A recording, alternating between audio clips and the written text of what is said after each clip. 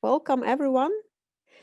I will say a couple of words about our project. My name is Ekaterina Sharova and I am an educator, art historian, curator from the north. And for almost a year ago, we met with Anchorage Museum in the north of Norway and decided to start this exciting project because there are many stories and there are many similarities between our regions. So we have initiated the project and which is called Alaska, and Marek will say a couple of words about it. And we will have several meetings. So meetings of the artists from Northern Russia and Northern America. And we'll discuss the common challenges, similarities of artistic practices, challenges that are brought by Corona and other stuff. So I can just say that from Russia there was a huge interest to that. And like we wrote before, there are so many stories which we never learned before, like this story with New Arkhangelsk, but this is the topic of our seminar on the 17th of November, which is the second seminar in the row. But the first one, we thought just to get acquainted and say hi and to show works of the art. And I will give the floor to Marek, who will say more about the project and about... Hello everybody, my name is Marek Ranis. I am a visual artist. I also work at the University of North Carolina. And I'm also have a great privilege to work at Anchorage Museum as a curator at large. So somebody who is far away. And I'm kind of in the middle between Alaska and Russia right now in the Eastern United States. I think the purpose of this first meeting is to kind of symbolically or literally break the ice, create initial contact for next year. Hopefully the next year will be much more possible to actually meet in person. We would like to kind of start relatively casual conversation, which will focus on your daily experience. Actually, and that will be our first maybe question. But I think in both cases, in Russia and the United States, we do have access to so-called news from both countries almost on a daily basis. In every country, we hear a lot of stories from Russia and the United States. Yet I believe that actually on kind of personal level, our knowledge and understanding of people's experience in both countries is very limited. And I cannot imagine better way to actually starting this conversation on personal level, individual level, between those countries than involving artists who are already engaging in some kind of communication about important issues and looking at all your work. Obviously, you're all engaging in the kind of dialogue with contemporary times, with the past, and also some cases about the future.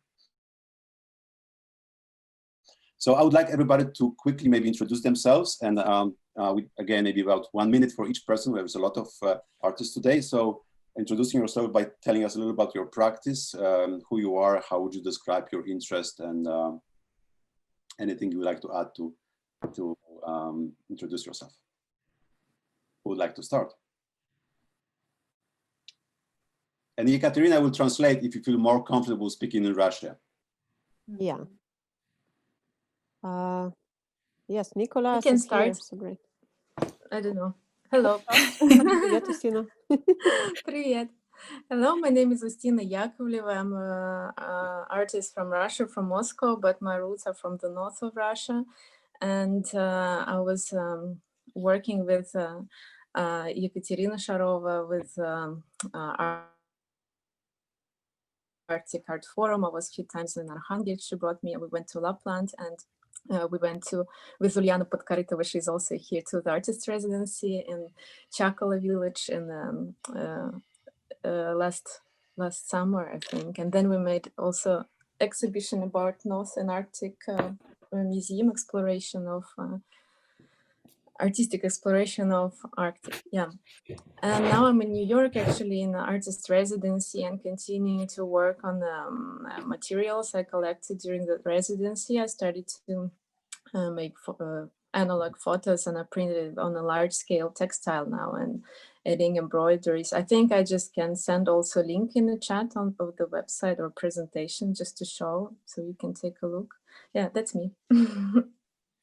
Great, thank you. I just wanted to add, maybe we can send some links in the chat, because we have this chat and everyone can just take a look, you know? Yeah, I think it's good. Yeah, and then we will send a common mail that you can take a look at each other's art. Who is the next? Thank you, Ustina. Thank you. I guess I'll go. So good morning, everybody, or good afternoon and evening. My name is Sonya Kelliher-Combs, and I'm a visual artist living and working in Anchorage. And I was born and raised in Alaska. Went to school, undergrad and graduate school, and I am an artist interested in talking about place, and I use a lot of different materials, both from the natural landscape and also mixed with synthetic materials. And I am also Inupiaq and Athabascan, so my cultural background influences the work that I make. And I guess I'm really excited about this project. So looking forward to getting to spend more time with all of you. Thanks. Thank you. Could you maybe also send the link in the chat so we can just follow that out? I think, yeah, Julia already sent, can do it. just for information, sent to everybody websites of every artist, so we have a chance to see each other work, which is super important, Okay. I believe. Super. Great. Who's the next one? I'll go. This is Anna. Anna Hoover. Привет, здравствуйте, good morning, good evening. Wow.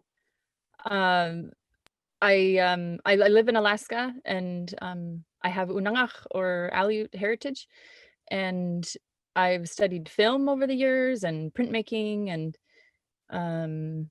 I do little fiction film and documentary and art video at times. And I also run a Native arts nonprofit called First Light Alaska, and we champion kind of passing on the arts in the rural communities. And I'm also a commercial fisherman, and so I'm interested in all things salmon. And I love that we share fish skin clothing throughout the Arctic. So really thrilled to be a part of the group. Thank you. You.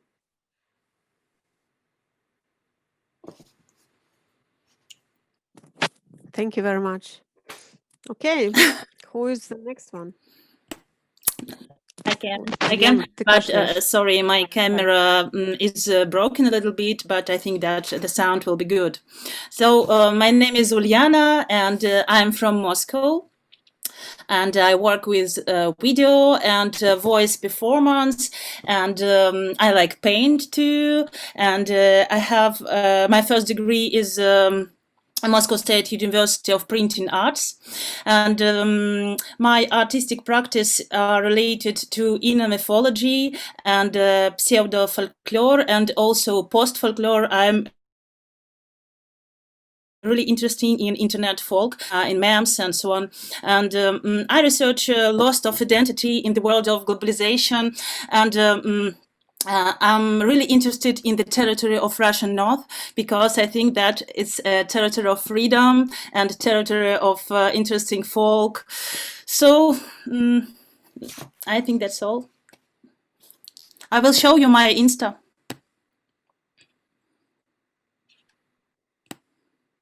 Now, so.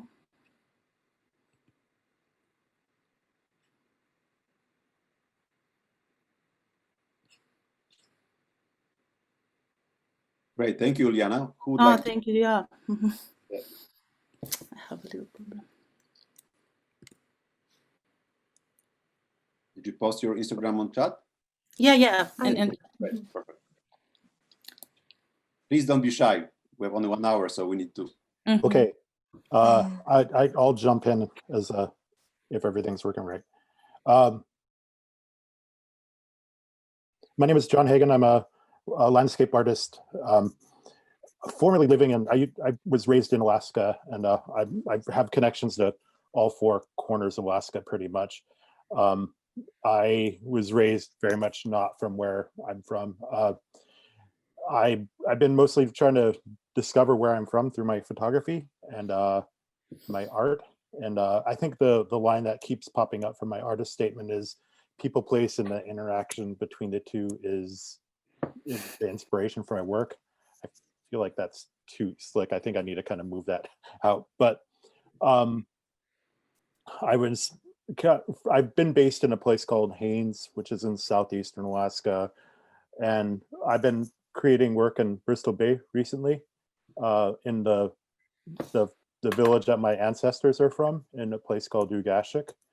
I'm Inupiaq and Aleut, or Mangan. I'm trying to work on that last name. Right now I'm living in Bayfield, Wisconsin for a year, which is kind of a very similar to Alaska, but not Alaska. And I'm going to post my link here, if I can do that. Thank you. I'm glad to meet everybody. This is kind of exciting to meet with other artists. Thank you, John.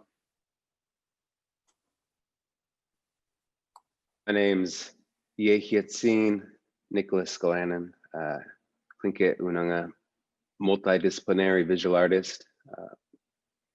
Really grateful to be here with everybody, and good to see some familiar faces and to meet some new artists here. So thank you.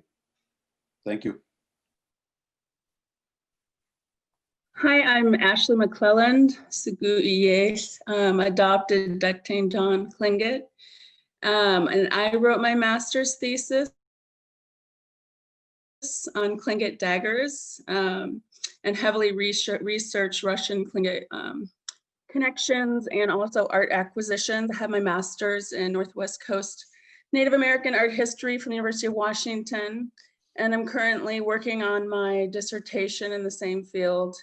And I'm writing about the Klingit collections at the Kunstkammer Museum in St. Petersburg.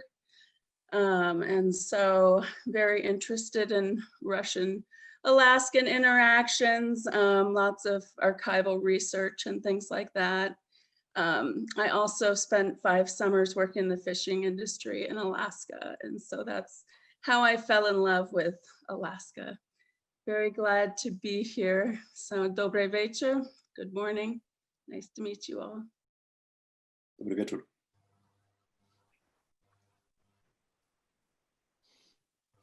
Добрый вечер. Меня зовут Екатерина. My name is Ekaterina. Good evening for... меня не слышно? Не переводитель, ты будешь по-английски или по-русски? Ну, я расскажу немножко, да. По-английски или по-русски? English. Sorry for my English. I am an artist from Arkhangelsk, and my creative practice grew out of realistic painting. In my work, I'm interested in working with sensory code of memory and perception and context of the place, and I like the poetry of artistic expression. Nice to meet you all. I saw these days your sites and was adored. And nice to meet you all here. Thank you.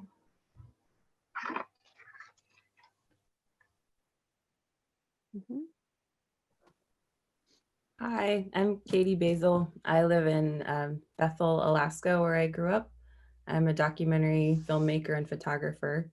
And the first 10 years of my career were really dedicated to being a teaching artist.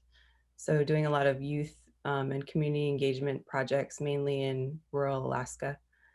I also work in public broadcasting. And yeah, I'm excited to be in this conversation. Nice to meet you all. Oh, and I'll put my website and Instagram in the chat.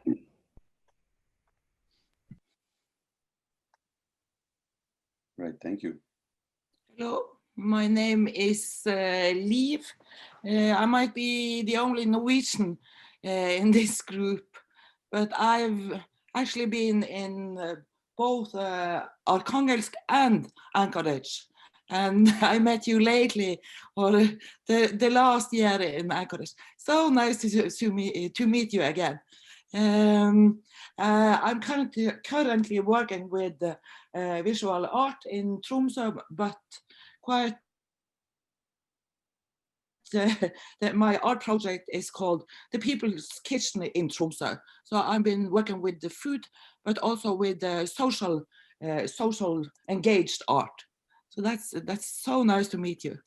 And thank you. I'm sorry, because we have a limited time, we're only asking artists, excuse me, who are from Russia and from Alaska to introduce themselves.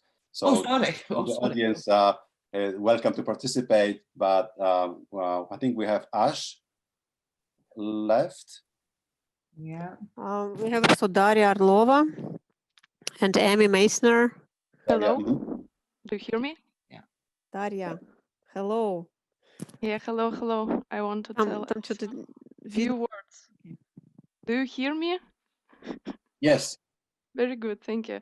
Hello, beautiful people. My name is Daria Orlova, and I'm an artist and curator from Murmansk, north of Russia.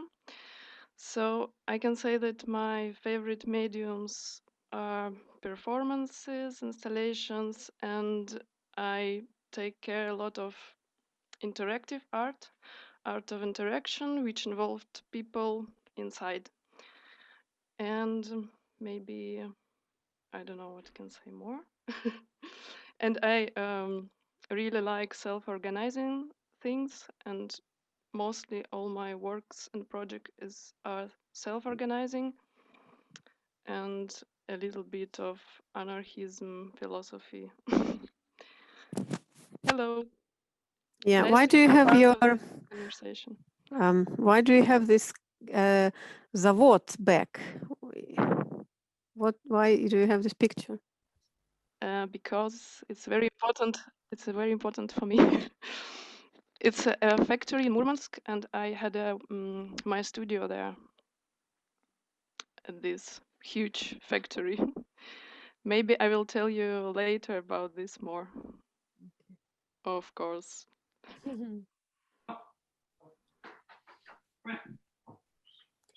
Hi, I'm Ash Adams. I'm based in Alaska. I'm a photojournalist and documentary photographer for national and international media primarily. I work on a lot of long form storytelling and projects, and I'm currently working on my first book, which is a departure from a lot of my other work. It's a much more academic and artistic, but it's an exploration of the body and what it is to be organic in this in non-organic social contexts. So really happy to be here. Thanks for having me. I'll go next. My name's Amy Meisner. I'm a visual artist here in Alaska. I've lived here for 20 years. Before that, I was living in Canada, and before that, I was in the lower 48. My family comes from Sweden. Oh, there's so I do talk. Mark, have a connection to the circumpolar north. My work combines traditional handwork. I work primarily with textiles to reference the literal, physical, and emotional labor of women, particularly around motherhood. I'm also currently a fellow at the Anchorage Museum, and I'm researching aspects of repair in the circumpolar north. Thanks for inviting me. I'll put my information in the chat. I think we have everything right, Ekaterina, all artists, everybody. Well, I think so. Actually, I also see Alexander Menokhov here, and maybe if Alexander wants to say something, he can also do that, because he is an artist from Severodvinsk. Alexander, would you like to say anything since you are here? Да, всем добрый вечер. Буду говорить по-русски. Russian or English? Но мой английский не очень хороший. No, I can translate. So Alexander, he's an artist from Severodvinsk, the same place where Ekaterina Yarunova is from. Одну минуту буквально. В основном я работаю в технике Но сейчас мы работаем с командой в Public Art пространство, скажем, делаем различные арт-объекты. И у меня есть сольные проекты, в основном связанные с деревом. Это и печать, и разные образные, так скажем, арт-объекты. Yeah, so Alexander Menchov is part of Tybala team, which is a very well-known team between Norway and Russia. And he works with wooden sculpture. He has worked with many national parks in the north and with many international projects. So nice to see you here as well. Okay, so now we are all, I think. Okay, great. So when we were thinking about actually how to start conversation with Ekaterina, I was thinking about what is the best way to actually start conversation among friends friends or strangers by actually talking about common enemy. It's always exciting to talk about those commonalities which are based on negativity. I think we're all kind of struggling right now with the COVID. I was thinking about COVID. I think artists in general are unproportionately impacted by the COVID. Our ability to continue working is quite limited. Very often we cannot travel, we cannot have shows, many things happening. So I think the struggle happening on both sides, I mean, United States, in Russia, pretty much all over the world. We are also in the same time very lucky because as an artist, especially visual artist, we have a capacity to have always creative outlets. So even if we're limited to our ability to see other people or communicate or see or travel, we can always kind of submerge ourselves in the studio, and that give us some comfort and ability to use this time to pause, to contemplate this moment. So I would like to kind of put this subject to all of you about your experience and maybe similarities and contrasts between Russian and American experience, and talk about obviously the negative aspect of COVID. We cannot escape that, but also maybe what was the interesting positive impact in your life, in your creative life, since pretty much last 6 months.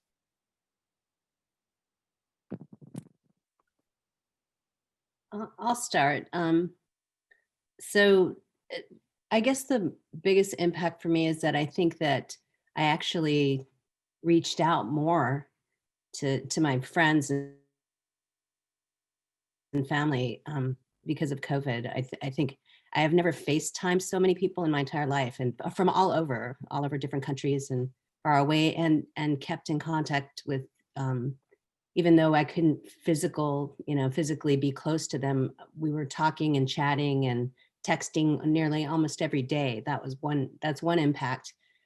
Another thing is my actual practice of making art. I actually have to say, I mean, I'm making myself make art, but I've been spending a lot more time nesting, like taking care of the home and being really involved in, food and other things like that, painting, like fishing and being in the nature and stuff like that. And now it's winter, so I'm back in the city and more into my studio. But I think the connection of staying in touch has been really important for me. Yeah, and we have now more time for kind of remote connections in a way, yeah. Mm-hmm.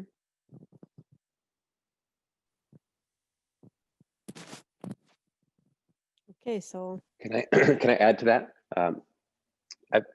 I think travel for me, I've been traveling relentlessly for over 10 years, and this is the longest I've been home for over a decade, and that's massive for me and my family, my children. So getting to work daily in the studio, and also I see that society, there's a lot of truths that are being revealed in what's necessary in our daily lives, I suppose, and what's not necessary. And the positive aspects of that can be seen in the environment, with less travel, with less, there was no tourism industry in Sitka this summer. And that was surely tough on some some folks with their, financial side of things, but it was also really incredible. We saw more wildlife. It seems like some of the fish had less stress on it from charter fishing and these other things. So, yeah. Right. I think we're ready for some Russian perspective now. I can tell something. So I felt like, well, I got really lucky because I spent, because of quarantine, 7 months in the mountains in the south of Russia, and there were no people, and I didn't wear a mask. We were just like in commune with 6 people, and it was really beautiful, but I still had feeling of the stress, and the world is changing, so I couldn't really produce, and I was spending more time on, inner changing and exploration of other things. And it felt like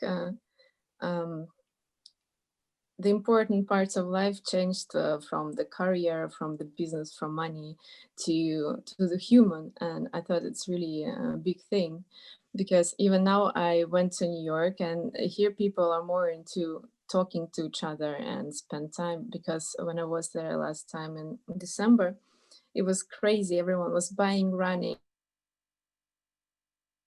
fighting, and it was completely felt like crazy. And I think also it helped to a lot of people also to unite with themselves, with the families, and really to have different perception of reality. What is important is like health and fresh air, and everyone, like a lot of people moved out of town. I think it's a good way actually of. And yeah, from my artistic activities, like a lot of shows were postponed or cancelled, but I think it's good, it's for the best, so I could have more time to work actually on it. Mm-hmm.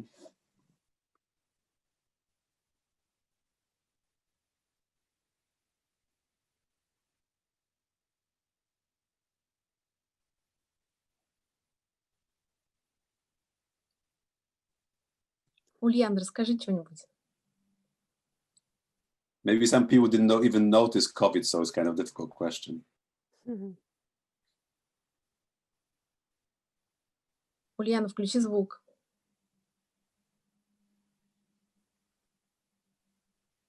Yeah, I'm here. No, I realized that the last 6 months I really missed manual labor because of I spend a lot of time in internet, and it's always online meetings with my friends and curators and so on. And last 6 months I sculpt a lot, and it's really healthy for me. And I spent a half a year in a small old house not far from the sea, and in a wild valley, and I was feeling a freedom in that place. I think it's hard times for all of us, but I think that is a time for love and for our families, and for being in nature, so maybe it's good. I don't know.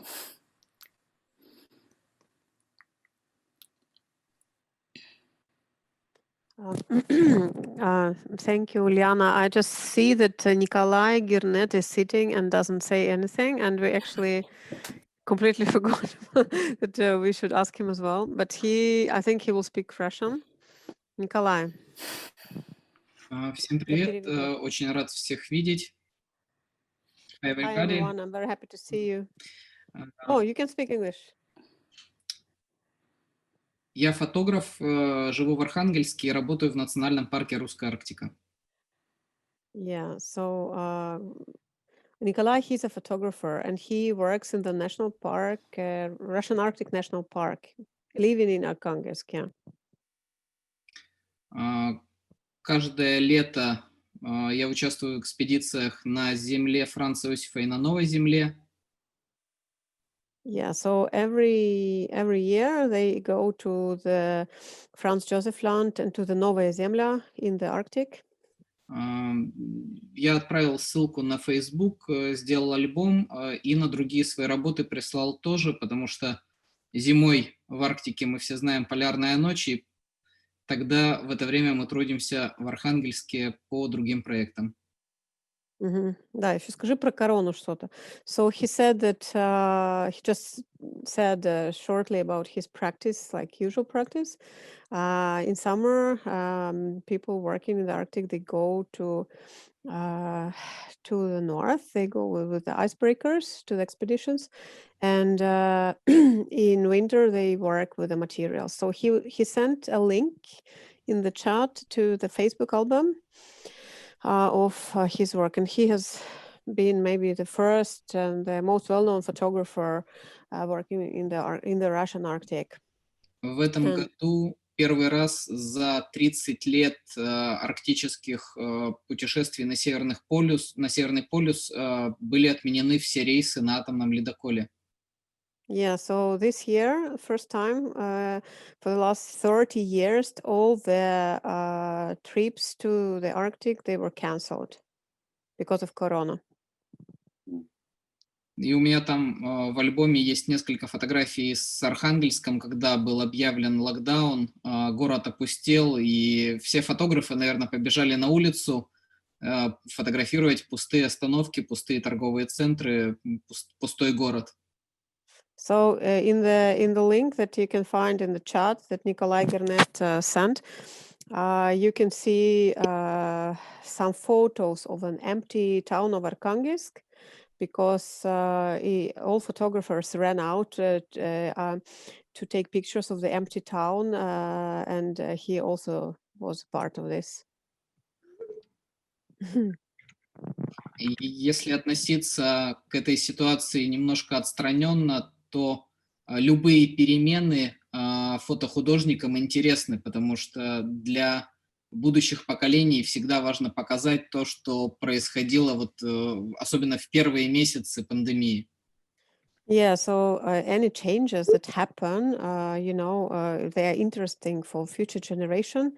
And Nikolay, I'm adding it now, he's a kind of making a visual photo recordings of the town of the north, and he says that future generations would be interested in seeing these changes. So he was working with documenting them in Arkhangelsk. Okay. Спасибо.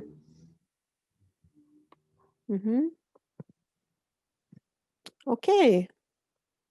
Marek, we actually have some time, so we can go to the next question. Okay. So maybe we can kind of touch on a more, maybe less personal, but still personal topic. And I did mention at the beginning of our meeting about the fact that, especially now during the election in the United States, I can imagine that the United States is on Russian news quite often, and vice versa. In the United States, we talk about Russia a lot.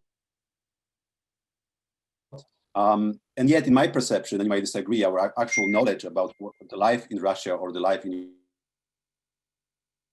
United States is very limited. I think on both sides, we feel like we are very often presented with a lot of kind of general information or skewed information, but especially from the point of view of artists, we all kind of automatically engage in observing life and making our own observations. I wonder about, from both sides, what are the cliches or kind of stereotypes you find? Many of you have been traveling to the United States or to Russia, so you have a perspective. Or even if you don't travel, what are the specific issues you would like to talk, which kind of may provide us living in the United States better understanding of reality of artists living in the reality of life in general. So from your personal perspective as a part of individual and artist, what would you like to say or kind of clarify or explain, which you feel like it's definitely the way it's presented, or it's the lack of actual information on the other side about your country and your place? I know it's a very difficult, almost political question, yet does connect to almost everybody practice. I was looking at all your work, and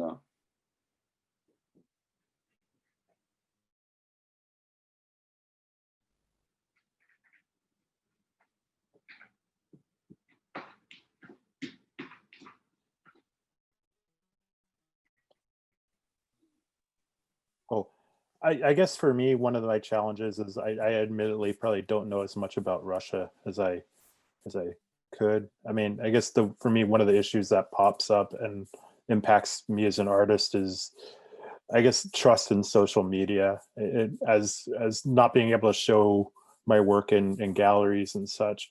I guess I find that I'm starting to lean more and more on social media, and I'm almost, I guess, apprehensive to jump on really tough and, I guess, more I don't know the best way to describe it, deeper issues on through social media, because there might be some trust. There might be trust issues with social media with people that are seeing my images, and it's just kind of something that comes up, I guess.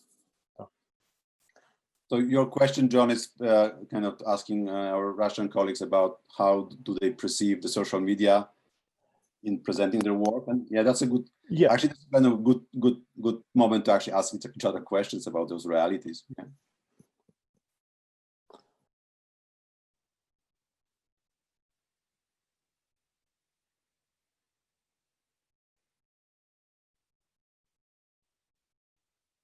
Anybody can answer John's question? Yeah, I can. For me, it's really interesting to watch for social media because I work with fake news. So my last project was about fake news all over the world. And most of all, it was contained from fake news of Russia. But I'm interested in that things in. So I'm interested also in other news all over the world.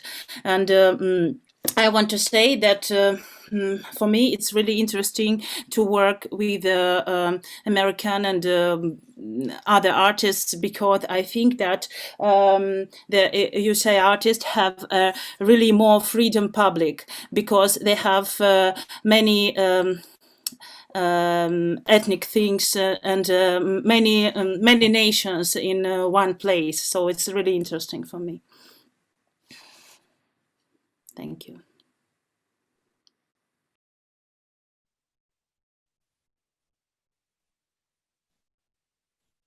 If there's nothing else on that subject, I can share that I've traveled to Far Eastern Russia twice, and I was surprised. I guess in imagery I had seen of Russia,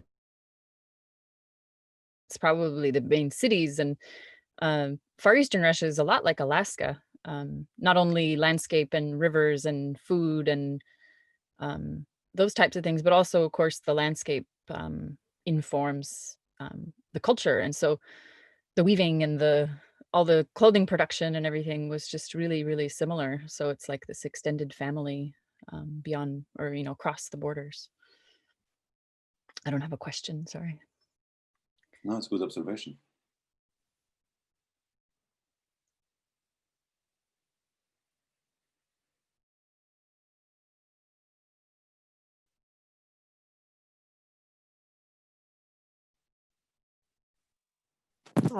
Yes, maybe.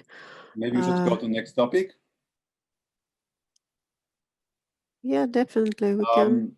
I again looking at all your work and having also some experience in Alaska myself, I found extremely interesting that a lot of artists are engaging in what I would call kind of alternative narrative. I mean, creating stories which are not told historically in the past through education or mass culture, pop culture, from ethnic identity to post-colonialism, feminism, many storytelling, which relates to kind of official version of history or current events.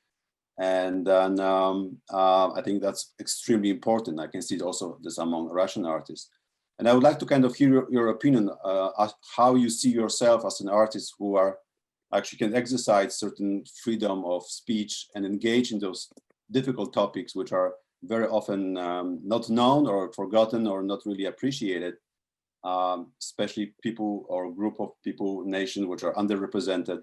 I'm talking about social justice. I'm talking about new historical perspective. and also identity issues, which is extremely important, especially for artists in Alaska.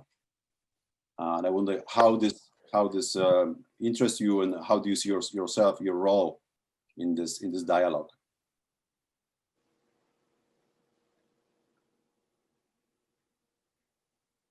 I'd like to comment on that, I suppose, and the political times in the U.S. right now.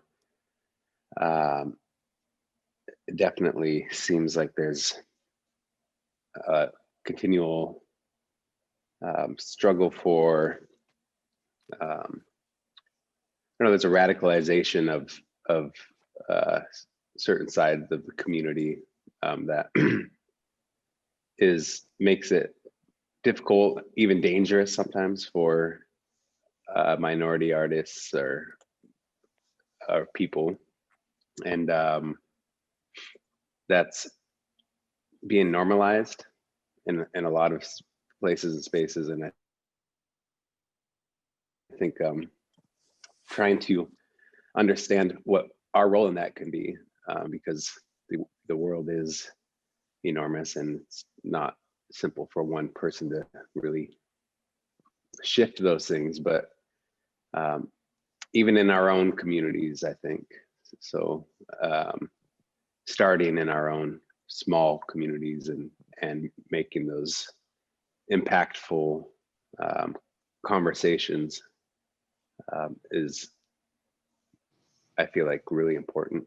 So I see that shift even in communities like Sitka, where I live, is 8,000 people, and as political campaigns and other forms of division take place, our communities lean one way or the other. Mm-hmm. Could I have a question? I actually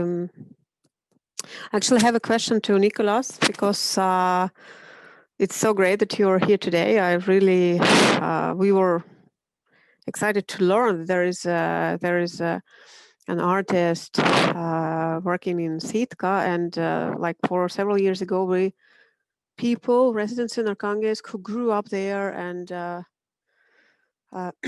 learned that there are some histories that were never learned at school, and the Soviet heritage, the Soviet history books, which were created in Moscow, they were mostly about things happening in Moscow or in St. Petersburg, or there was a certain narrative. So people who lived in the north, both indigenous people and just, Russians, they rediscovered certain stories. Were surprised to learn about that. I have a question because you position, your surname sounds very Russian. Have you ever thought about any connections to Arkhangelsk in your practice or in your identity? Yeah, that's the question. Yeah, my surname is Russian, and as far as I can find in my family lineage, that comes from my Unangan side, and through adoption. There was so much displacement in the Aleut Unangan communities that during times of colonization and removal and all of these other forms of violence towards communities, on my family side, there was, of course, adoption and, children moving to family, and with that, names being given, and there was also other side. So that's as far as I've gotten in understanding that side of my family history. And my last name before Galanin, it was Melovansky, which is, I guess my great grandfather was adopted into a Glanin family. So, but there are similarities. I live in Sitka, and the Tlingit in Russian history is deep. Like some of the first contact in Southeast Alaska was Tlingit and Russian communities, and the sale of Alaska took place behind my old studio. And that's still a contested holiday where our indigenous communities are largely unrepresented in that conversation, in that space. So place names, there's place names all over here that are, this is the names that are still being used are names that were given while ignoring indigenous history and place names of these places. So a lot of that aspect and practice of colonization is still seen and represented in these communities. I hope that we will be able to continue this discussion later because, I mean, in the north of Russia, there were also many cases of colonization. But I think we can maybe just go further with the questions that Marek has written. Thank you very much, Nikolay. We'll have some response also from more people about this topic, maybe, or shall we go to next one? Yeah. Well, I'm going to use the term peripheries not in a kind of pejorative way, which just means negative way. I mean, for many people, north or far north in the Arctic, not only in the cultural world, but also in general, people consider this part of the world as a kind of periphery of industry, politics, whatever you call it. Yet the whole world is actually right now looking at the north for a number of reasons, because of economic opportunities, because of resources, because of climate change, tourism, kind of romanticization of the melting ice. Not only tourists, but also artists who come from all over the world. I'm one of those. Looking at the really high centralization of culture in European countries, we consider Russia the same way. Everything comes from Moscow. The same happening in Poland, in Warsaw, in Berlin, Paris. It's a little bit different in the United States, since we don't have a Minister of Culture, so there's not like a federal cultural politics. I would like to hear opinions from both sides about your perception of living and working in a not in the center of what we kind of commonly consider cultural centers. What kind of advantages or disadvantages you see, and how you manage your career. Many of you have a kind of international career, so you're active and present beyond places you live. But I would like to kind of maybe compare your Russian experience and American experience, living and working in peripheries or have an interest in peripheries as North is considered in a positive way. Peripheries. I'll jump in here. This kind of goes back to the first question about COVID and how, so I live in rural Alaska, and a lot of us in rural Alaska are off of road systems. You have to fly in. It's very remote, and it is hard to connect with, a national or international audience or artists. But really since March, I feel like the world has kind of opened up in a lot of ways. I've been able to take workshops that I never would have been able to take before, or, do artist talks or connect with all of you that maybe never would have happened. So I think in that sense, I work in the periphery, but I'm able to connect internationally so much easier now than I was a year ago. I think, when the world opens up again, it will still be important to have those face-to-face meetings. But honestly, I hope that we can continue to connect online, because not only for myself, I'm privileged in a lot of ways in that I have been able to travel, but there's so much talent in rural Alaska. And this is just like a big door opening for a lot of artists, I think, being able to connect from afar. And I think the next step is just making sure that everyone has internet access. That alone would really open up the world.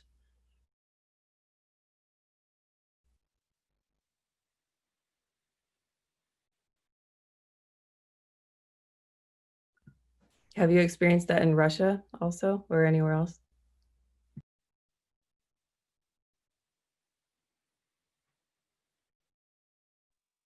Да, вопрос поступил насчет того, что значит жить и работать в периферии, и что нам дали вот эти новые технологии. Может быть, кто-то из России может еще сказать, прокомментировать. Екатерина, или Николай Орлов, или Николай Gernet, или Дарья Орлова. In Russia, very concentrate, all concentrated in Moscow, and in our region, we have life, and we have only our life. It's interesting, and I like my region, and I like to arrange something in running project for youth, for my students. I teach in art school else, and it's sometimes it's difficult, very difficult, but all made by people, and we can change something. And I think every day all changes in better side, because even now with this isolation, we have such possibility as our meeting today. And I think even not Corona, maybe I don't meet you ever. And I think it's difficult, but it's possible. It's possible, and a lot of very nice things can even distantly, and the internet now save all of us, save projects. And even now in the next room, my students have online meeting with Polish youth, and we running now Russian-Polish projects. Even and now there to make something offline. And on next Sunday we open huge Russian-Norwegian exhibition in the museum in Arkhangelsk. And I think also possible. Thank you. Do you have any link to the webpage about this Russian-Norwegian exhibition, or? Page, not page, but about event. Okay. You can maybe just post it in the chat as well, so we can just take a look. It's exciting to see. Okay, Daria. Since I was living in Moscow, I realized that it's really interesting also to see Russia around. So I was going a lot to the artist residencies at different towns. And it's true that mostly artistic scene is in Moscow or St. Petersburg, and the rest is really quiet. And it's a big deal to make a residency somewhere like in other Russian cities. And it takes a lot of time, and not many people are coming to this event, but it looks like it takes ages. Like if it's the residency is 5 years already, and the little group of people already getting into it. It's really beautiful, and it's really private conversations with all the visitors. And I'm still keeping in touch with some of people whom I met there, and then they're sharing this knowledge. But often I think it's also connected to that there is more money in Moscow, for example, and if people are struggling with simple questions of living, like with money, they're not so much into have extra time and energy to go to explore some complicated, I don't know, contemporary artistic practices. It's not the priority there, but it's really important that it's happening, and I see with ages that it's actually changing to the better. I think it's really important, and also that really with Corona and all the Zoom things, I'm not a computer person. For me, it's quite complicated, but I see these possibilities of connecting people from all over the world. That's cool. That, yeah, Kati said also about it. I think it's, we will see what will change, but I think there is global changing also in this way of communication and sharing information. But also it's just will take time to get into this culture of Zoom and actually finding the right link and go there and explore, because it's not in daily life for many people. Yeah. Thank you. So this idea of the periphery kind of cracks me up, because I've always felt like Alaska is the center of everything to me. So, but I guess speaking to these ideas of people coming to the north and it's almost like it's a new age of exploring. Like people are coming back to the north the way that they did, you know, a couple hundred years ago to find something new and different. And this romantic view, I think, is really huge. Even since when I was, I'm 50 now. So, you know, when I was a child, it was like you were the exotic and now we're the exotic again. It's like, it's this rediscovery. And I think it's really interesting how a lot of times people have to come to a place to give it validation. So a lot of times, you know, the other artists will come to Alaska.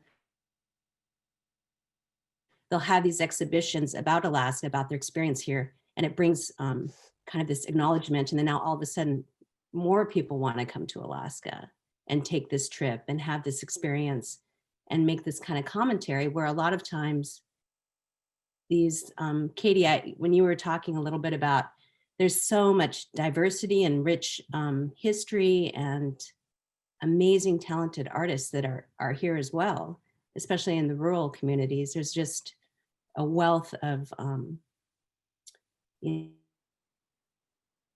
know, knowledge and beauty and strength.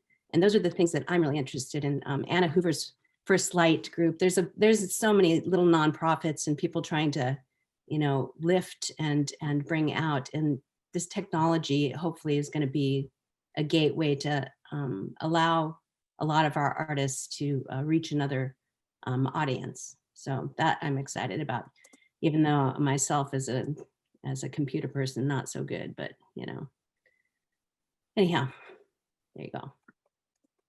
Right. Mm-hmm.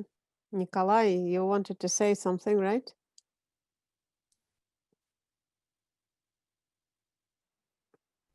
Для фотографа дикой природы, чем меньше людей приезжает пугать животных, тем лучше. Nikolay says that he takes pictures of the wildlife in the Russian Arctic, and for him, the less people are coming, the better. Even I understand that.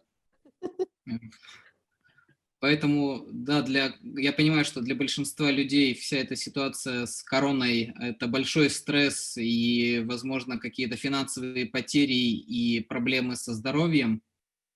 Yeah, I understand that for the majority of the people, Corona takes like financial problems and stress and health problems. Но многие мои коллеги-фотографы как раз были рады тем, что, например, в Россию на Байкал в этом году не приехали миллионы китайских туристов.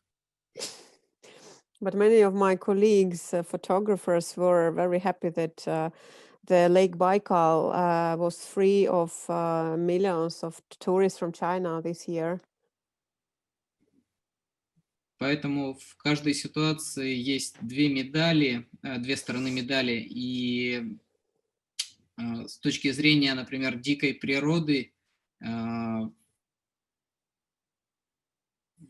возможно, что-то случилось в мире как раз положительное. Yeah, so each situation involves two sides of the medal, and like here, if you look at nature, so many positive changes have happened. So it's good for nature. Yeah. Все. Okay. We are at 1 p.m., but I actually would love to maybe hear everybody, if possible, to hear your maybe expectations from this exchange program, from this first contact and the future contacts and possibility of actually doing something physically in person together. How do you see this opportunity? What do you expect? What are you hoping for? Actually, I would be happy to come to Alaska. I think it's amazing and dreaming about it and meet you in person because it's the most important part of the process, also an exchange of knowledge. Yeah, I hope one day it will happen. And welcome to Russia for sure. It's also really interesting to explore. Mm-hmm.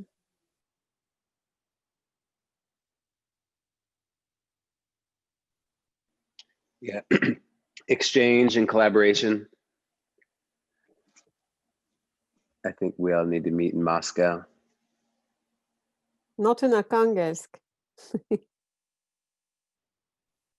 Anyway, if you go to Arkhangelsk, you have to pass by Moscow. Everything goes through Moscow. So.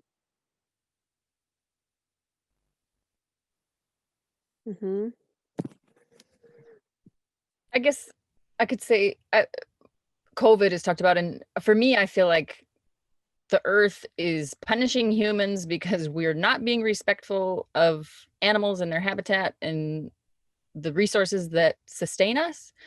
And I read some article that said that humanity will lurch from disaster to disaster like COVID-19 until we again live in balance with the earth that provides everything for us, right? So so those types of subjects are really dear to my heart, and I'm sad to see all the animals that are dying around the world, and nobody's really, I don't know, I haven't seen like a proper list or whatever, but anyway, I feel like this type of cross-country dialogue is really integral in humanity moving forward for ourselves. So I'm hopeful that this type of group can further that dialogue and really make real change.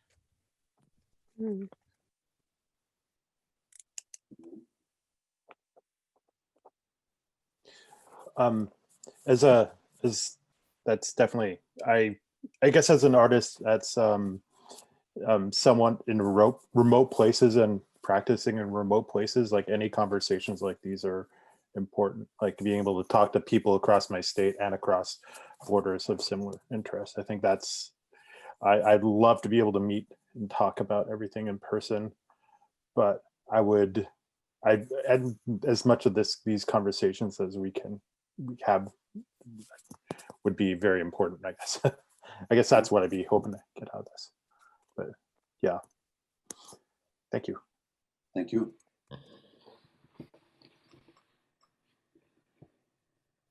I would just second what Nicholas said, just connection, making connections and collaborations.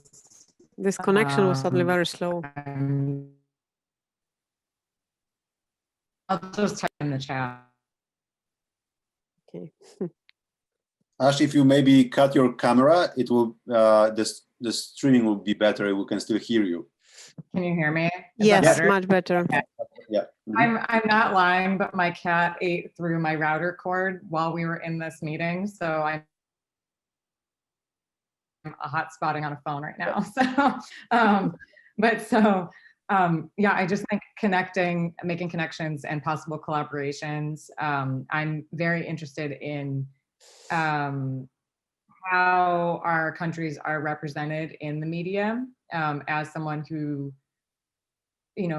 works to ethically tell stories and make documentary work that is ethical and objective in nature. I'm interested in talking internationally always to other people working in documentary capacities and kind of their perspectives on what that means, because that changes so much with who's telling the story. So constantly having dialogues about who's telling the story and why that's important is of interest to me. And anytime you cross between cultures or countries,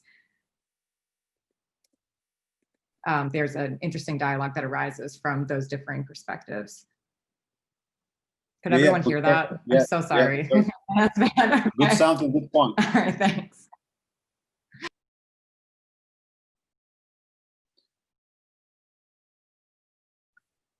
I guess something that I'm really interested in is spending, a longer period of time with people. The idea of a residency where there's, 2 or 3, 4 people together, working together, where it's not just this helicopter in, spend a short period of time. Although that's valid, that's important too. But I really feel like that's when, you get to really get to the meat, to the, to a deeper conversation, a prolonged conversation too, as well, one that's over a period of time, and those really good collaborations can happen. So, yeah.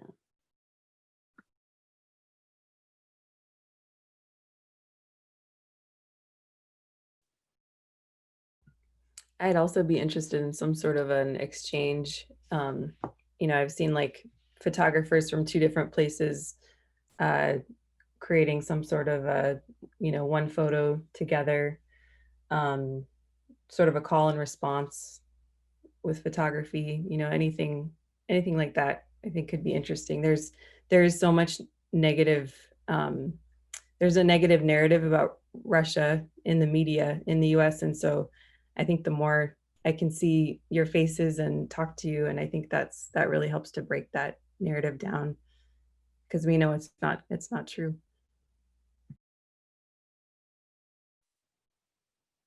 They say negative things about America there as well. I know.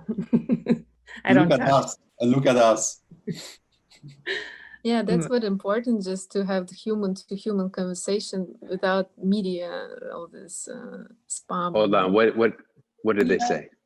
No. Katie, thank you for these words. I think I would just echo what everyone has been saying about place and longevity and commonality and shared narratives, and this ongoingness of this alternative way of mapping and looking at the world, less conventionally along the margins, but into the center, which is for each of us where we live is our center, exactly as Sonya said. I would be super interested in having opportunity to foster these relationships over a long period of time, and perhaps work together on common themes, specifically what we all have at stake at this point in time, and have a dialogue, perhaps through objects or images or text. I'm open to any or all of the above, but definitely not dropping in and dropping out. I'd like to be in this for the long haul. So thanks for everybody's time.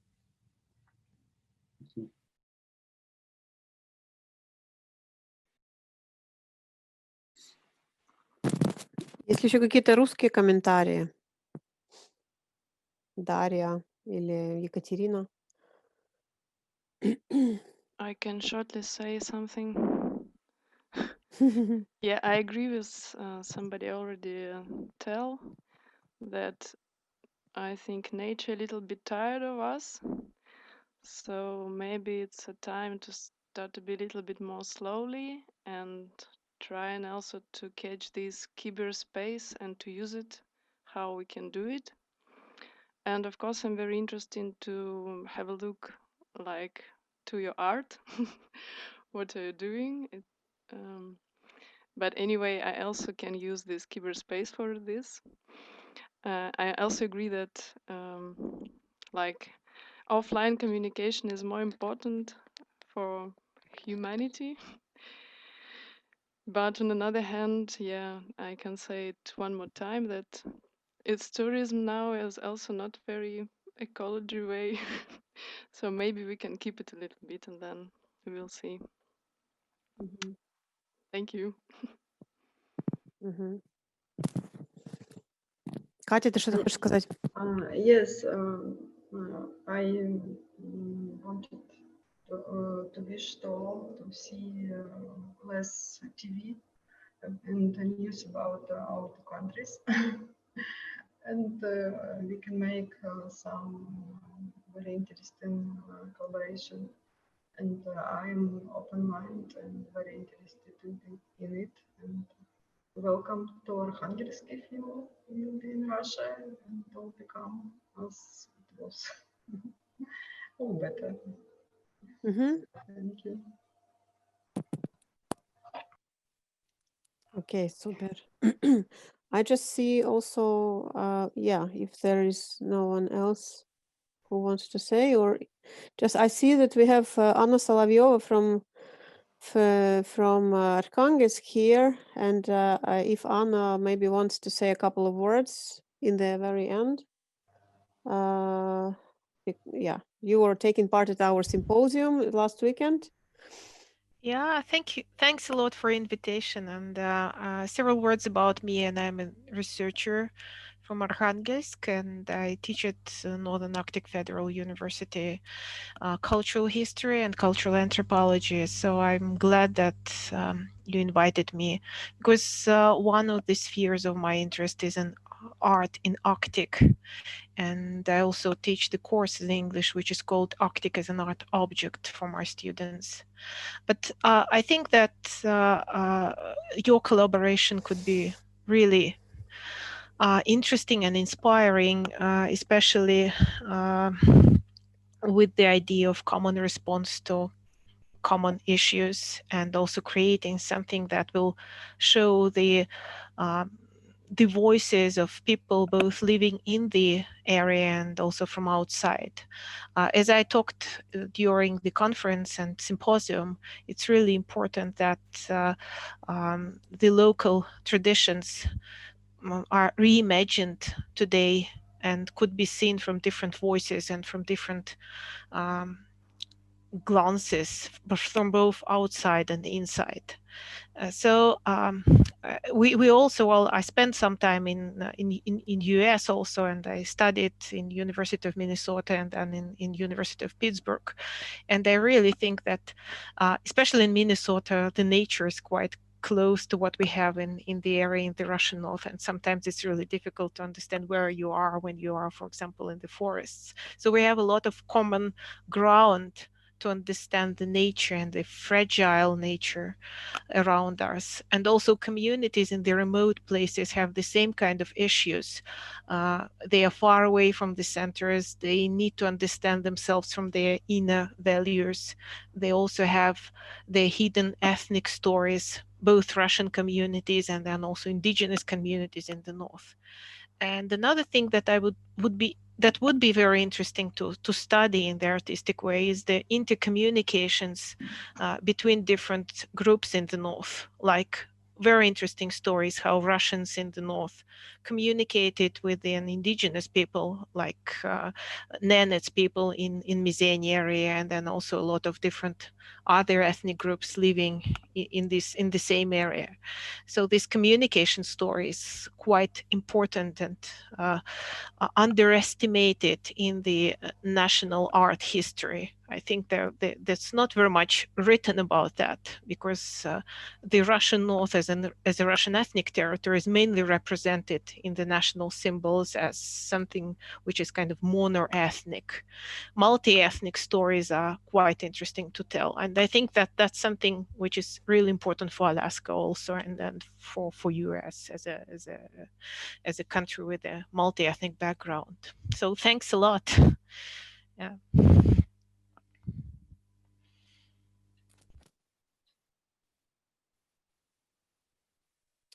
Okay, so Marek, what do you think? Do you I think we did a fantastic job. Yeah, I think so too. Wow. I think everybody did. I think it's a difficult task, and it's a lot of people. I mean, some of us we know each other, but for most of us, we see each other for the first time. It's like a first date, and I think it was fantastic. And I think that also the fact that you were able to express your interest in for the future will help us to kind of think about the program and how we can shape it. I really honestly hope that COVID will at some point pass, even though that's provided some opportunities, as you mentioned. And I'm looking forward to the next one. I'm looking to the November one and to the next steps.